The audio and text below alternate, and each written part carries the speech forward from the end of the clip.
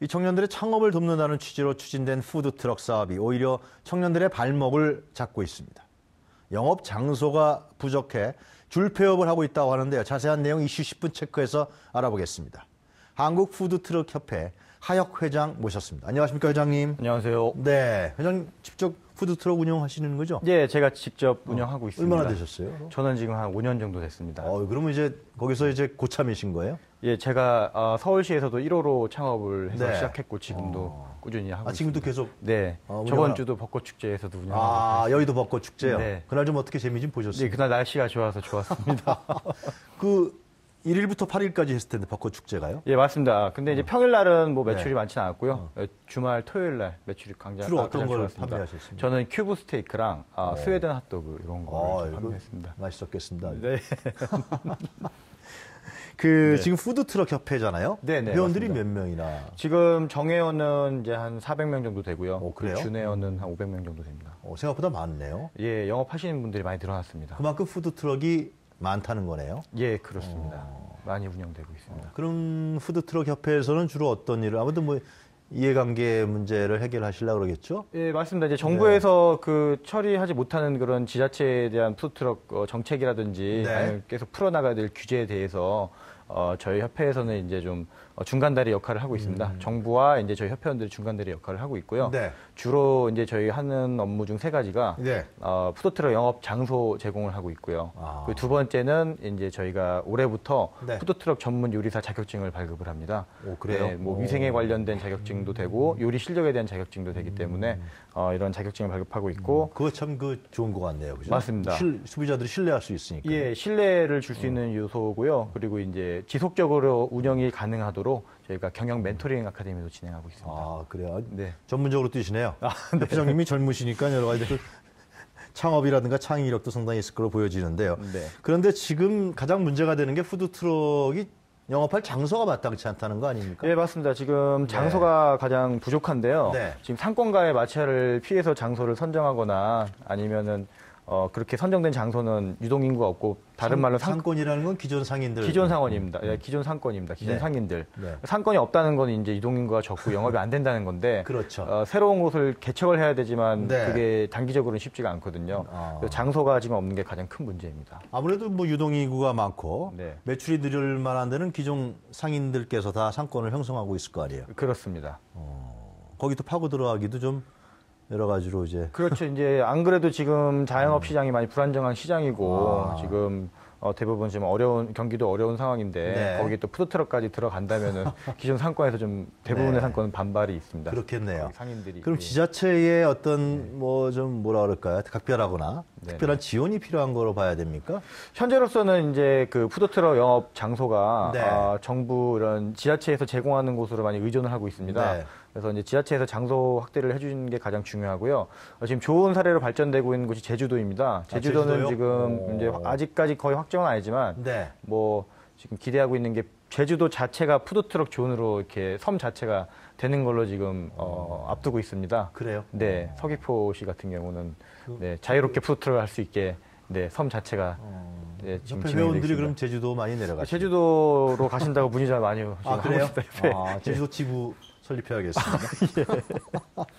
자, 그런데 그 폐업이 어느 정도예요? 이게 뭐 창업했다가 또 푸드트럭 하다 안 되면 또 폐업하고 폐업률이 어느 정도예요? 지금 현재 폐업률이 네. 저희가 그 1년 동안 운영을 했을 때 기준으로 네. 70% 정도가 폐업을 하십니다. 우와. 그러니까 이제 조금 높은 편이죠. 굉장히 일반 높은 거죠? 자영업에 예. 비해서도 높은데 네. 여기서 이제 약간 좀 허수가 하나 들어가 있는 게요. 네. 이 푸드트럭은 이동 영업을 하다 보니까 다른 곳으로 영업할 때는 그 전에 영업했던 곳은 폐업 신고를 합니다. 그렇기 때문에 잡히는 폐업률도 꽤 있습니다. 그러니까 어떤 장소에서 예를 들면 뭐 A 지점에서 한다. 맞습니다. 그럼 A 지점 신고를 해야 되는 거예요? 맞습니다. 네. 예를 들어 제가 벚꽃 축제장에서 이번 여의도에서 저번 주에 영업을 했으면은 네. 거기 한 3, 4일에 대한 영업 신고를 하고 그걸 또 폐업을 하고 네. 이제 또 뭐 다른 축제 갈 때는 또 그쪽에다 신고를 하고 네, 그런 방식으로 영업 신고, 폐업 신고가 이루어지기 때문에 그럼 폐업 신고율이 허수가 많겠네요. 예, 아무래도. 허수가 대부분이 좀 많이 있습니다. 그럼 협회에서 회장님이 네. 보시기에는 어느 정도 실질적으로 네. 현실적으로는 폐업률이 어느 정도나 된다고 보세요? 그런 이제 행사장 영업까지 했을 때 그런 허수를 제외한다면 네. 폐업률은 한 20-30% 정도밖에 20-30%. 안 된다고 보고 있습니다. 1년 단위로 봤을 1년 때. 단위로 봤을 때입니다. 그럼 이제 푸드트럭을 창업한 특히 젊은 분들이 많죠, 아무래도. 젊으신 분들이 대부분입니다. 네. 그러면 아무래도 뭐 1년 동안 영업할 수 있는 이 율이 네. 70 내지 80%까지 간다는 거네요. 그렇습니다. 그리고 이제 3년 생존율도 지금 네. 한 40% 정도 됩니다. 많이 이제 바뀌고 있는 호전되는 추세라고 네, 봐야 점점 되는. 좋아지고는 있습니다. 지금.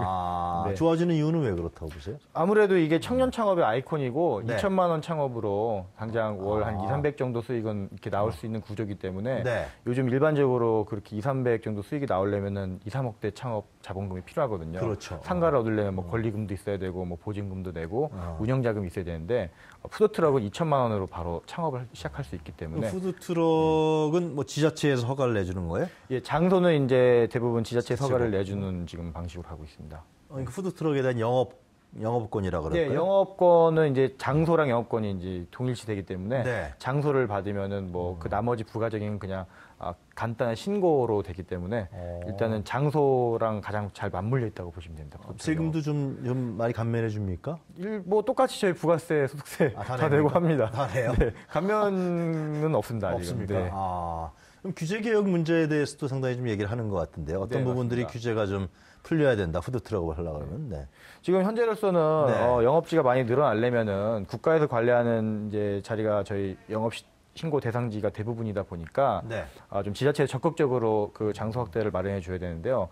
예를 들어 서울시 밤도깨비 야시장 같은 경우는 그 인기 굉장히 있는 데인데요? 좋은 정책으로 돼서 기존에 없던 상권에다가 새로운 상권을 만들어서 네. 뭐 기존 상권과 마찰도 없고 지금 굉장히 그 잘 되는 사례로 지금 성공적인 사례로 되고 있습니다. 네. 네, 그거는 이제 밤도깨비 야시장 하나뿐인 사례고 그 나머지 지자체들도 충분히 그렇게 새로운 상권을 만들 수 있는 상황이 되는데 네. 일선 공무원분들이 약간 그런 부분에 대해서는 좀 이렇게 주저하시는 게 많이 있습니다. 그래요? 네. 그럼 왜 주저한다고 보세요? 이렇게 행사라든지 푸드트럭존을 형성을 하여도 네. 뭐 따로 뭐 공무원들 그 담당하시는 공무원분들에 대한 뭐 성과급이라든지 이런 제도는 아직 없고 그냥 그 기존에 하던 일에 업무가 많이 추가되다 보니까 좀 버거워하시는 그런 상황이 많이 있어서 지금 그게 좀 걸림돌로 작용하고 있습니다. 의회에서 아마 푸드트럭존을 좀 많이 만들고 푸드트럭 창업자를 도와줘라 얘기는 하지만은 네. 그것이 구체적 실행 가기에는 좀 다른 어드밴스가 맞습니다. 필요하다 뭐 그런 말씀인 것 같네요. 일단 그 담당하는 공무원분들에 대한 네. 조금 뭐 성과를 조금 더 인정해주거나 이러면 일선 지자체 공무원분들이 장소 확대를 좀 많이 고려를 하실 텐데요. 그리고 또 그 대부분 그 지자체 같은 경우는 규제개혁팀 인원이 2-3명 정도인데 네. 이분들이 그 많은 영업지를 또 관리하시기가 힘듭니다. 아. 그래가지고 이제 공무원이 장소는 설정을 해주고 아니면 이제 뭐 저희 협회나 아니면 그 외부 민간 단체에서 또 운영하는 방식도 미국, 일본은 그런 식으로 지금 진행이 되고 있거든요. 그래요? 네, 그런 방향으로 가도 굉장히 좋을 것 같습니다. 구 회장님 보시기에는 푸드트럭이 결국 청년들의 어떤 창업 일자리 형성에 중요한 요소가 있다고 보시는 건가요? 예, 저는 그렇게 생각하고 청년뿐만 아니라 네. 그 은퇴 후 창업자분들한테도 좋은 일자리로 될 것 같습니다. 네. 그 이유가 이제 점점 1인 가구가 증가하고 네. 혼자서 끼니를 해결해야 되는 지금 외식업 시장인데요. 네. 푸드트럭은 이제 아침이라든지 밤 늦은 야식 시장에 굉장히 적합하고요. 그 1인 요리지만 1인 음식이지만 이게 요리로 이렇게 나가는 정말 좋은 퀄리티가 좋은 음식입니다. 그래요? 네, 그래서 아침 대용으로도 충분히 가능하고요. 또 저희 협회에서도 아침 먹기 캠페인 같은 거를 하고 있는데 굉장히 반응이 좋습니다.